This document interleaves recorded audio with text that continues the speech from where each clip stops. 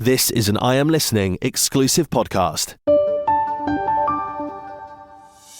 I'm Numi Gilder. I'm Harriet Taylor. And you're listening to Tech Girl Energy, the weekly debrief. Our picks of this week's tech headlines. And what we think of them. We're aiming for 50% informative, 50% fun. Let's dive in. Hello and welcome to this week's episode of Tech Girl Energy, the weekly debrief. You've got myself, Harriet Taylor. And I'm Numi Gilder. Hello. How are you doing? I'm good, thank you. How are you? I'm really good. I'm enjoying the sun up north in England. What about you? Sunny down here in the southeast as well. Finally, thank you. Love to hear it. I mean, it's been a while, hasn't it? It has. And it was like at the weekend, I made sure I was out in the sun as much as possible. And it was amazing, like how much better I felt just being in the sun. Honestly, yesterday I took the chance to get the train into work for a change because, you know, the weather was quite nice. And just walking to the train station with the sun on my face, I was like, oh my God, I should do this every day. And then I'm like, well, it actually kind of rains all the time. But it was so nice. But such a great little experience. You got to grab onto it. It makes you smile, doesn't it? Yeah, it really does. It's amazing how simple we are really when you boil it down. Just put us in the sun and we're happy. Bit of vitamin D and we're sorted. So going from being happy, we start with some sad news this morning. Oh, so yeah, Microsoft has announced Skype will close in May. Rest in peace. Yeah, R.I.P. It's like tied to my childhood. Yeah. At this point. First released in 2003. Wow. Okay. Yes, that was when I was about 10 years old. That's crazy. I remember using Skype loads. Do you remember the MSN Messenger days? Yeah, yeah. So I feel like there was MSN Messenger for typing. Every so often you do like, you know, your video calls on it. But Skype was like the main video hub for me and my friends. And like the first kind of like audio calls as well. Because I feel like they first started, you know, their kind of selling point was you can do international calls for free. You don't have to pay. Do you remember you used to be able to, I remember like seeing these in like Dixon's and Curry's. You could buy like a phone handset that you would plug. Yeah, a Skype phone that you'd plug into your computer to make a Skype call. Yeah, I remember this because I moved abroad to Spain when I was younger. Yeah. And we used to speak to my family back in the UK on Skype because it was free. I mean, the ones that were like able to get on Skype, because I think even then not everyone had computers still. Yeah. Or they were like, I don't know how to download this. Yeah. It was, I think, such a core like memory for so many people. I think exactly that. If you like lived abroad or you had family abroad, or friends abroad, it was so amazing to help like communicate and feel closer. Do you not think that this is potentially the biggest bag fumble of all time though? My God, yes. I thought about this so much. Like we're coming up to 5 years on now from when the UK first went into lockdown during the pandemic. Yeah. And I remember when we're all, you know, starting to do working remotely, distance learning and everything. And I was like, wow, Skype, this is your time, mate. This is what you've been training for. And then it was suddenly like, let's all use this new thing called Zoom. Right? Even like Microsoft Teams outdid Skype at that point. Yeah. And aren't they made by the same company, right? Yeah. Like, It was so I didn't crazy. get it. Yeah, you're right. The biggest bag fumble. That's just how I'm seeing this, because obviously I've got like very fond memories, but I'm like, considering we've moved to a very sort of video focused world, especially those years over the pandemic, but even now afterwards, like when I first joined the company I work for now, they still had they had Skype before we had Slack. So people used to just talk on Skype. And then since we've sort of migrated to use Slack more, no one uses Skype at all, but we are using Teams for calls.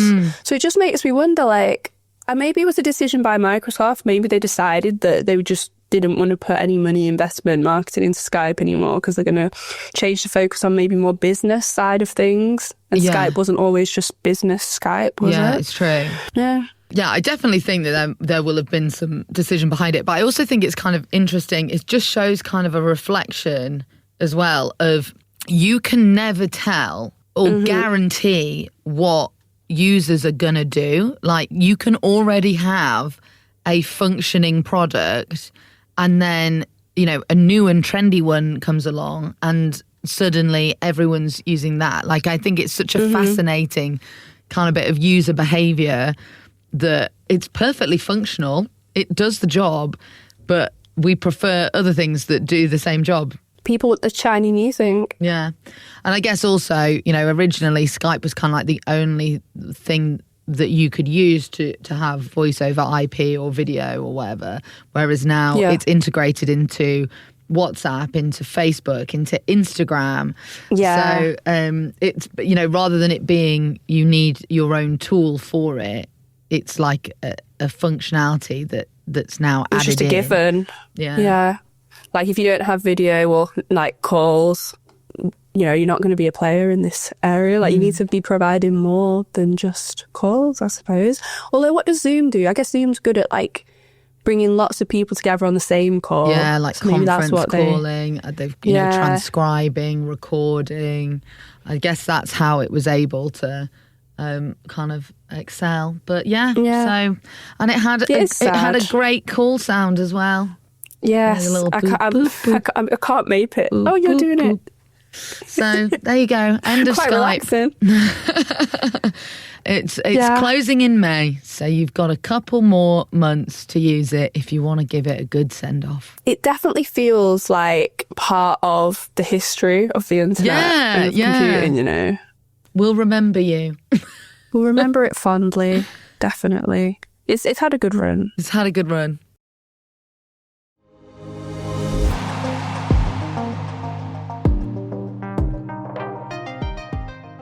Moving from like the history of the internet to the future. Dun, dun, dun. See what I did there?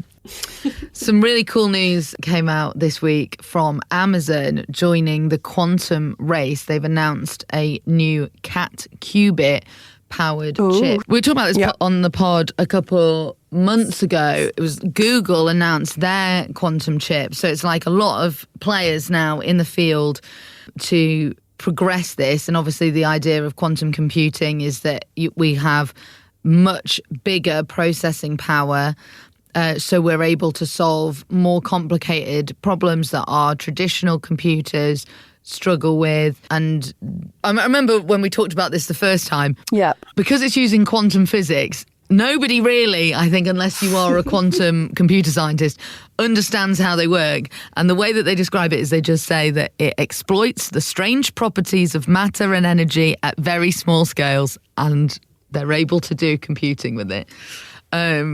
But this story from Amazon is they've built this prototype chip, and the idea is, what's special about it is one of the problems with quantum computing is that they're really sensitive to noise in the environment. So heat, electromagnetic interference from mobile phones, even apparently cosmic rays from space can make them have errors.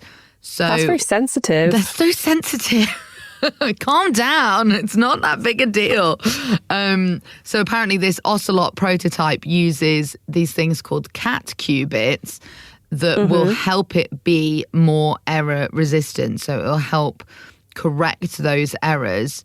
And they've said that it's got 5 cat qubits out of a total of 14 components, which could correct quantum errors by up to 90%. So it's quite exciting. It's a game changer. Yeah. I'm laughing because I was just reading a part of the article then, and it says, Amazon says, taken alongside other recent breakthroughs in the industry, its work means useful quantum computers are likely to be with us sooner than previously thought. And it's making me think, how many non-useful quantum computers do we have? We got that one over there, but it doesn't do much. It just plays Pong really fast. I don't know why, it just tickled me. But yeah, I mean, I quite like this article because it is a really cool thing. But like the kind of stance on it is like, this is just going to be helpful. You know, we haven't got to mass production of quantum computers yet, but we're kind of pushing the needle. We're nearly there. This is going to help. Yeah, so I'm just reading. So AWS, which is the cloud computing service, they would like to offer quantum computing services to its customers. I just want to know what customers are going to be doing with quantum computing. It's going to make things so much quicker, but what is it we're going to make?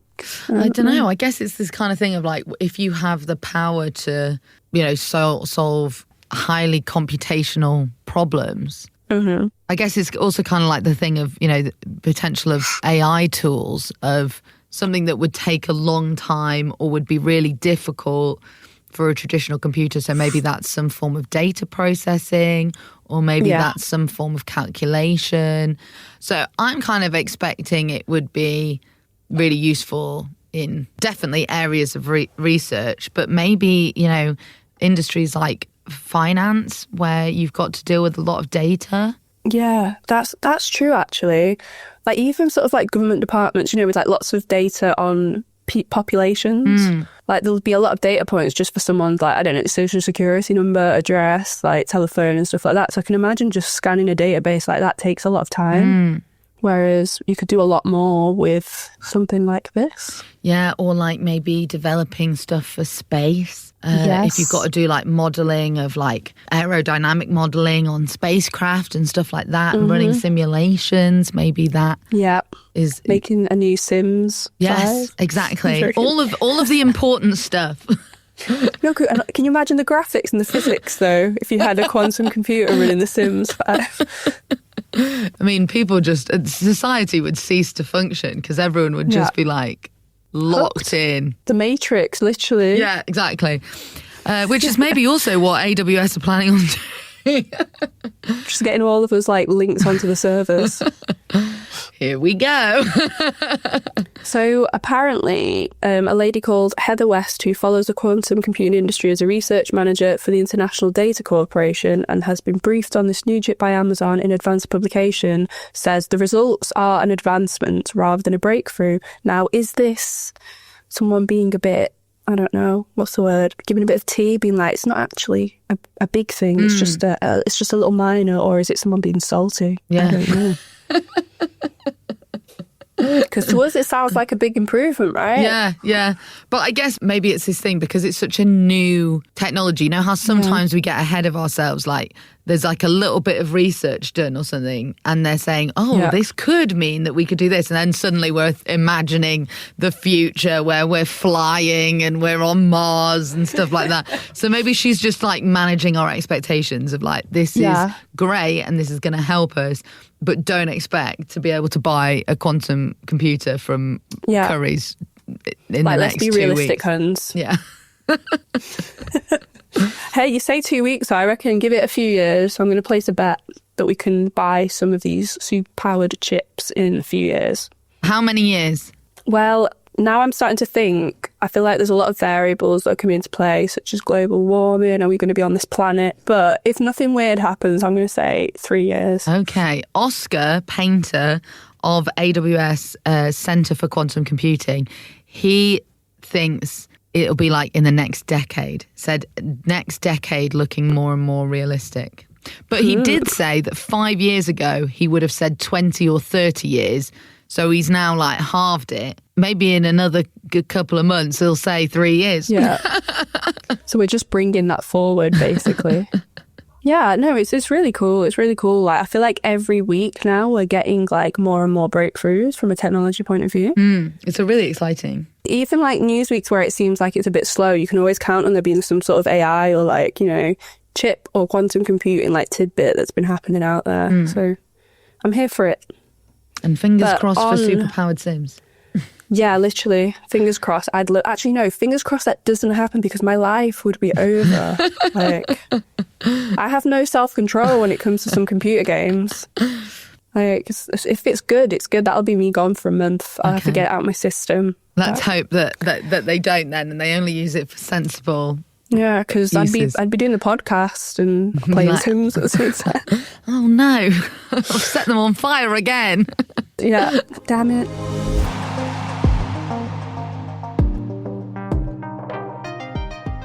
But yeah, on the same sort of vein of AI, I mean, a bit different, but Meta has brought facial recognition tools in to spot celeb scam adverts to the UK. Now, if you're not aware of or if you don't live in the UK, there have been quite a lot of scams online when people have a click around, especially on Facebook as well, where they'll use celebrity faces to sort of lure you into giving away data, money. It's happened quite a lot with Martin Lewis from Money Supermarket. I've seen him talk about it on the TV numerous times, telling people don't believe that it's him, even though they're using his face. And I feel like he mentioned he does report it a lot and they'll take it down, but it'll then just reappear like a few weeks later. Well, I mean, celebrities, such, you know, even just their face is such a powerful tool. Like every time I see Martin's face, I'm like, right, I'm ready for some practical money advice. And when you're just scrolling, you know, you can definitely see how it would happen. But because also I think it's clever scamming because you're mimicking their organic content anyway. Yeah. So yeah, you are mimicking. That's one thing that I was just trying to get my head around then, actually, because obviously they're going to ban these adverts, right, that are the scams, but how are they going to tell the difference between a scam and a real advert? Yeah. They've confirmed the facial recognition technology will be used to give users a new way to verify their identity to regain access to a locked or compromised account. So it looks like there's other use for this as well. I think they kind of do this already, though, because I was trying to get back into my Facebook account once because I've not logged in for a while. I couldn't remember my password and I had to do this little screen. I don't know if you've ever done it before, where you have to look to the left and the right while you're on a video and then it'll tell you if it's you or not. That was like a few months ago, so I don't know if it's the same or if they've made it a bit more advanced. I know that there's been like Monzo. When you start an account with Monzo, you have to like do a video call. So I know that there's quite a few like companies that use it, but I guess maybe this has got an extra level of complexity because it's using AI to monitor that video and to analyze that video. In terms of like how it actually works to identify whether it's a scam, they're probably not going to tell us because then we'd be able to work out how to get around it. I just read it here. It says technology works by spotting an advert it believes to be a scam and contains an image of a public figure the platform has identified as at risk from so-called celeb bait. And then it will use the facial recognition tools to compare faces in the ad against images from the public figure's official profile. So they're checking to see if the public figure's also published content about that ad. And if they haven't, they might be like, oh, this could potentially be that's a good misleading. Point. Yeah. And then I guess there's the classic case of, you know, how weird do the hands look? Yeah. Is there an extra finger? Is there an extra finger? What's happening with the eyes? What's happening with the hair? Is half of the hair missing, like halfway down? There are these features which are obviously, you know, might disappear as AI gets better, but I wonder if they do kind of like look for those artifacts as well. Yeah. I guess it's like a race, right, of AI being used for good versus AI being used for bad, because whoever is already making these scams are now going to know this is out there. So they're going to be thinking of ways to game this now. Yeah. I think I've said this on the podcast before because we talk about technology and scams a lot. They're very smart.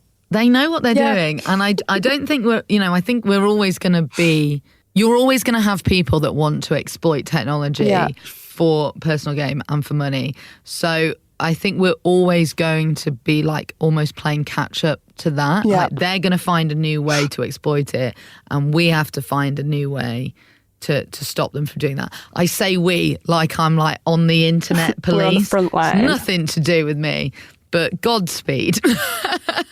But you know what? We've got to stay aware, stay safe, do what we can. Yeah, but I think this is good though. I'm liking we're starting to get a bit more traction to get people protected because Naga Munchetti is a BBC presenter. She does a lot of like the news in the morning and stuff. And she said that she discovered deep fake images of herself online being used in scam ads.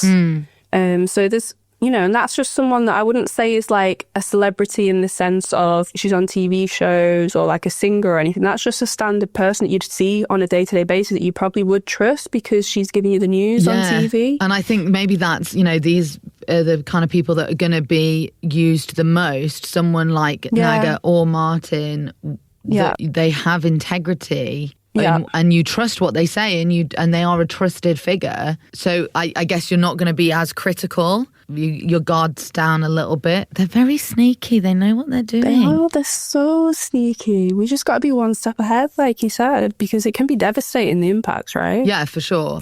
And I think we've definitely talked about this on the pod before as well. Especially now with the advancement of AI generated images and video and audio, and also just in general the dissemination of fake news. We just have to be critical when navigating the internet, because there are so many ways now that you can be fed false information or scammed. And you just got to stay vigilant. You've got to do your own work. I think it gets tiring though sometimes when you're constantly having to be on the lookout and be like, is this fake news? Is this true? Like, it's hard to know who to trust, especially then when you're getting the AI scams on top of it from these so-called trustworthy figures that are trustworthy, but their AI counterparts are not. Yeah. Thanks, Meta, I suppose, for helping stop scams. They did say, I think we spoke about this on the podcast as well, like a month or two ago, that they're getting rid of all their fact checkers though. So it's like they do one thing to help, but then at the same time they do the opposite, unless they're going to try use AI for the fact checking. Yeah, well, maybe this is kind of it. What, they're saying, we're actually looking at using tools now rather than people, which, whether that the accuracy is obviously a big question. Can they perform as well as a human, like invigilator? But also, I guess the idea is that it is mass scalable. There are, if you think about the amount of users across all of Meta's products, like you probably would have to have an insane amount of staff to be able to check everything, to verify stuff, to go through all the reports. So maybe the only even way, just in one country. Maybe the only way that it is scalable. Although I don't agree with the mass firing of people. It's efficiency, right? Supposedly. Anyway, I think we've probably annoyed a lot of people on this episode. So. Well, it's a good job it's at the end, so we can see who's really listening. Hey, we have free speech in this country, right? Yeah. We'll find out. See if we're still here next week on Tech Girl Energy, the weekly debrief. I'm Numi Gilder. I'm Harriet Taylor, and you can find us on social media on TikTok, Instagram, YouTube Shorts, and Threads. It's Tech Girl Energy. This has been an I Am Listening exclusive podcast. For more information, head over to our website, im-listening.co.uk.